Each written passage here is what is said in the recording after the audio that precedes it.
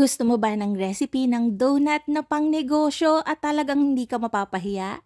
Pues, eto na yung hinahanap mo. Malambot yung donut natin kahit magtatlong araw pa. So, dito ituturo ko yan sa inyo. So, panoorin nyo na lang po.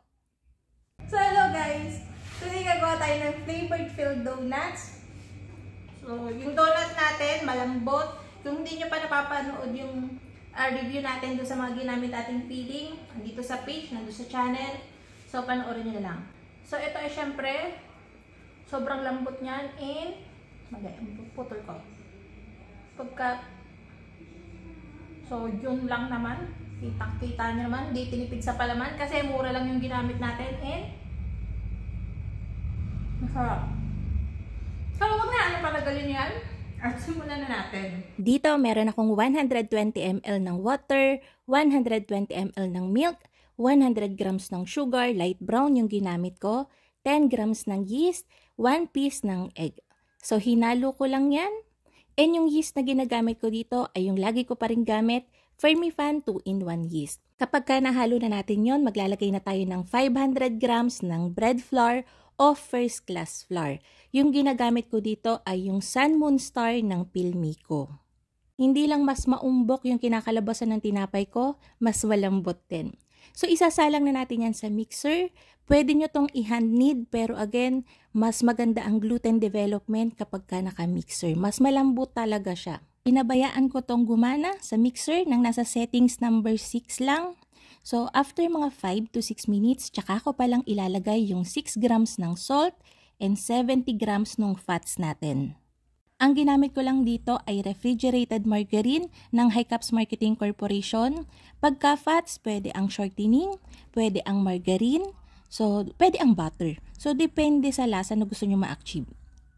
Ito yung packaging ng Hi-Caps Buttercream na refrigerated natin. So, masarap yan kahit refrigerated margarine. Pinabayaan ko yung mag-mix hanggang sa kumines. Hanggang ganito na yung texture ng dough natin. Tumagal to na mga nasa 18 minutes sa mixer na to. Nang nasa 6, number 6 lang yung settings. Kapag binanat nyo yan o nag-window pane kayo, at least mababatak nyo talaga siya. So, ayan, dinivide ko lang yung ating dough ng 30 grams each.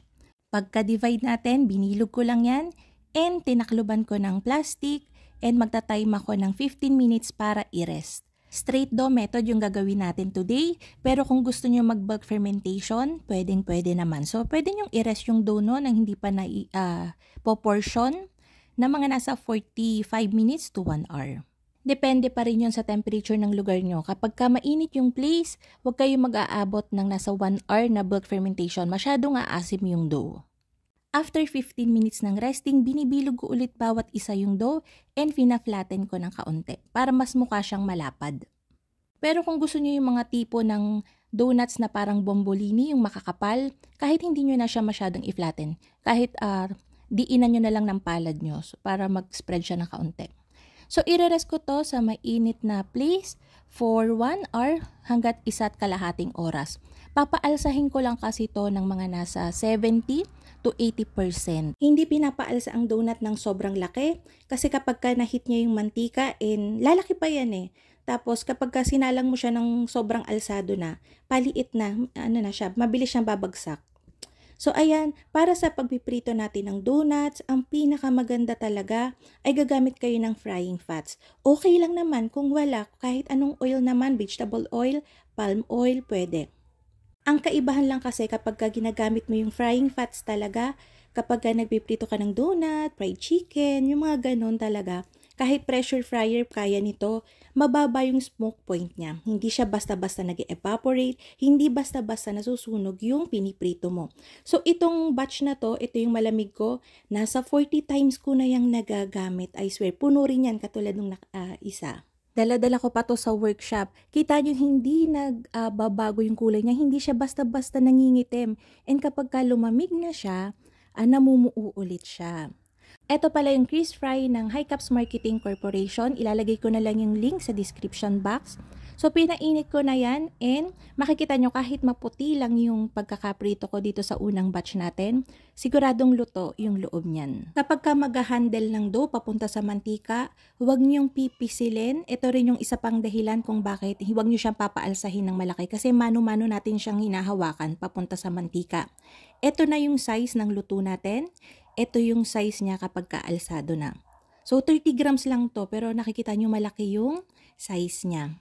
Kapag kasi maganda yung napasok nating air o maganda yung inalsa ng donut natin, siguradong hindi siya kagad titigas and malambot talaga siya. Yung time ng pagpiprito ko dito sa donuts ay 90 seconds each sides. So, isang batch ay 1.5 minuto lang.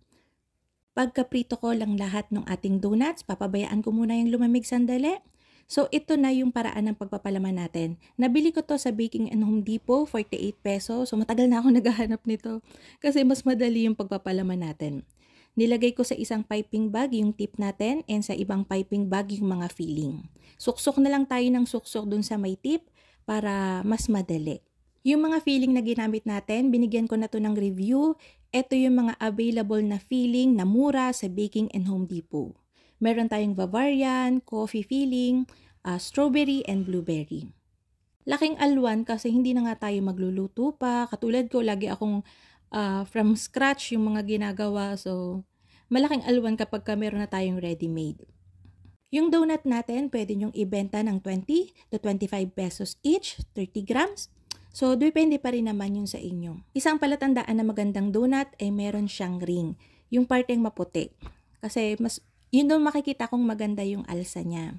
So, dito naghalo lang ako ng 1 part ng powdered sugar, 1 part ng powdered milk. Kung gusto nyo siyang makapit, pwede kayong mag-brush sa mga donut natin ng malamig na ng melted na refrigerated margarine or margarine para mas makapit siya. Pero ako, ganito na lang sinasawsaw ko na lang siya and hindi naman siya ganun kabilis mag-moist o mawala yung puti. And yung mga natira nating filling sa piping bag, iniligay ko na sa ibabaw para ma-distinguish agad kung ano yung palaman. So, ayun na nga mga kalutong tinapay. Sana'y nagustuhan niyo yung ating video for today. Magkita-kita tayong muli. Ito pong muli ang lutong tinapay. Bye-bye! Sana magamit niyo po ito sa negosyo. So, yun lang. Bye-bye!